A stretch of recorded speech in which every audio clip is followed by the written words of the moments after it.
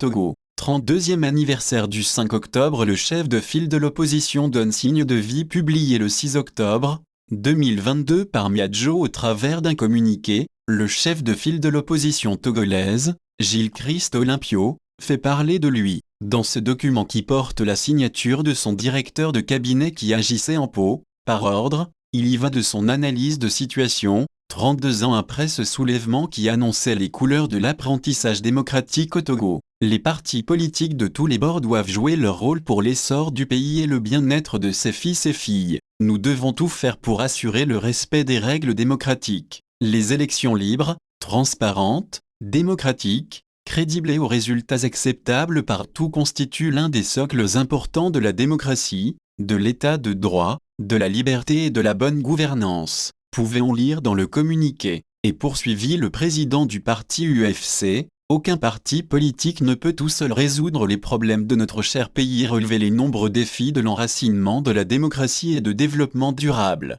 Lisez. Communiqué du CFO, relatif à la célébration du 32e anniversaire du 5 octobre, 5 octobre 1990, 5 octobre 2022, cela fait exactement 32 ans que le Togo, notre cher pays, a connu un tournant décisif de son histoire en renouant avec le pluralisme et les pratiques démocratiques. En effet, cette date du 5 octobre 1990 marque un nouveau départ pour notre nation avec l'amorce du processus démocratique. Il est important, 32 ans après, de faire le bilan du processus de l'enracinement de la démocratie, de la redynamisation de l'état de droit, de la promotion de la bonne gouvernance, de la liberté de presse et d'expression. Certes, le chemin du processus démocratique est long avec des embûches, mais il y a aussi des acquis. Nous devons également rendre hommage à tous les Togolais, civils comme militaires, qui ont perdu leur vie pour la démocratie et la défense du territoire contre des attaques djihadistes dont notre pays a été victime. Ils sont morts pour la patrie.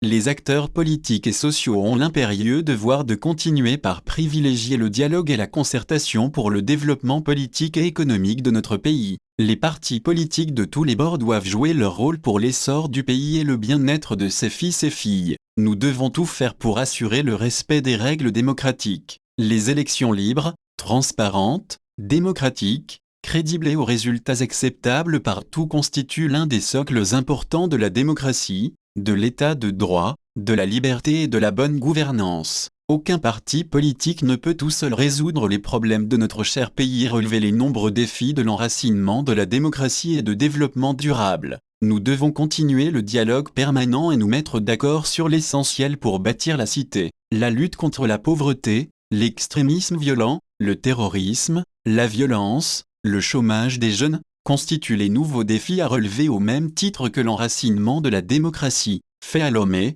le 5 octobre 2022, le chef de file de l'opposition et président national de l'UFC, EPO, le directeur de cabinet Edouard Teddy Monsa.